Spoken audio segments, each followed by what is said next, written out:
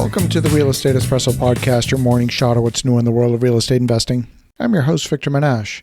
On today's show, we're talking about security. But first, if you're interested in learning more about some of the projects that I and my team are working on, we'd be happy to share information on these upcoming projects. We have projects in new construction apartments, residential subdivisions, large-scale land development, and storage, just to name a few. This is not a solicitation for investment. Any future investment would be by prospectus only in compliance with SEC rules and is open only to accredited investors. For a definition of an accredited investor, visit the SEC website. And to learn more, send an email to info@victorjm.com. We'll provide you visibility of our upcoming projects. Again, send an email to info@victorjm.com. On today's show, we're talking about security. We all know that thefts can and do happen all over the country with alarming regularity. Sometimes the thief gets caught in the act, but that's pretty rare. A smart thief is pretty adept at doing their business when people are not looking. So we've learned to invest in security systems. Cameras can be one of the best tools in seeing what happens. These are complex systems that you can't just forget about and hope they will cover you when a theft occurs. There's a trade-off in all of these systems, and on today's show we're going to take a look at some of those trade-offs. I'm going to start with the story of a building that we are renovating in Philadelphia. This building was being completed shortly after the concrete had been finished on another brand new building immediately across the street.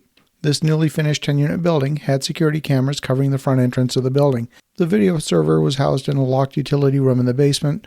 The security camera installed on this newly finished building was looking down the steps at anyone entering the building. It was also looking at the rear entrance of the building under renovation immediately across the street.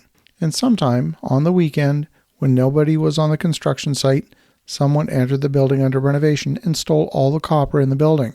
A review of the security footage showed someone who was wearing a sweatshirt that had the logo of the concrete company that had just finished working on a brand new building, entering into that building under renovation and stealing the copper. When we showed the camera footage to the owner of the concrete company, he wrote us a check for the stolen copper. I have no idea what happened to that employee. He might have lost his job or maybe had to repay his boss. I don't know. But I do know the security camera showed enough detail in broad daylight to solve a crime.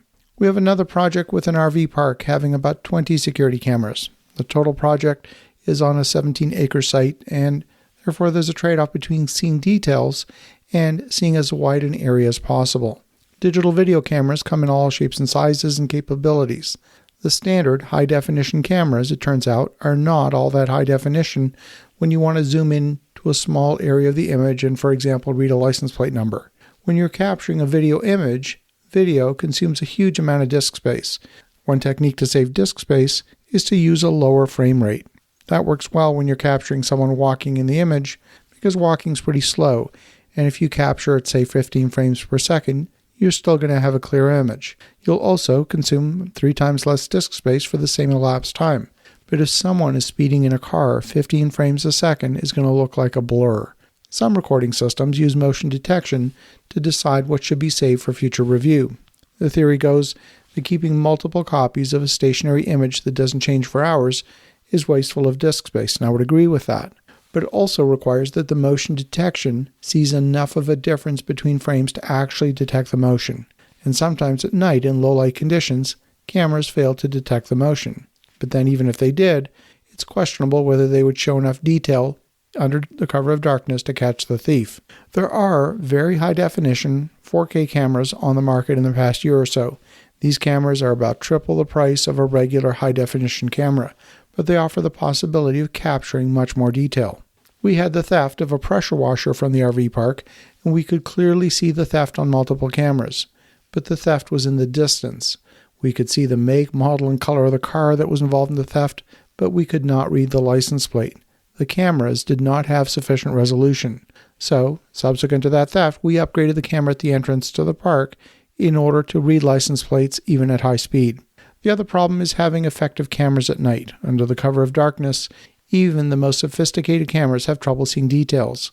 Some cameras try to compensate for this with additional infrared lighting, but here too, the range and the power of the infrared lighting is very limited. If you want cameras to be an effective tool for capturing a thief, you need to see them up close and with good lighting. So part of a security system design involves forcing the thief to pass by a camera at close distance and with good lighting. It's not enough to have a camera or even 20. If the thief stays in the shadows or far from the camera, you're going to have a hard time seeing anything on the recording that will correctly identify the thief. And finally, there are pan, tilt, zoom cameras with optical zoom capability. This allows you to keep a very high resolution image over a very large distance. And by zooming into the area of interest, you can see much more detail. If half of your image is the sky because you're covering a large area, you're not making great use of your camera. The optical zoom cameras are also much more expensive by comparison to the more pedestrian commodity cameras. The point of this discourse is to have you engage a security designer who can properly advise you of which cameras and servers to buy for a specific application.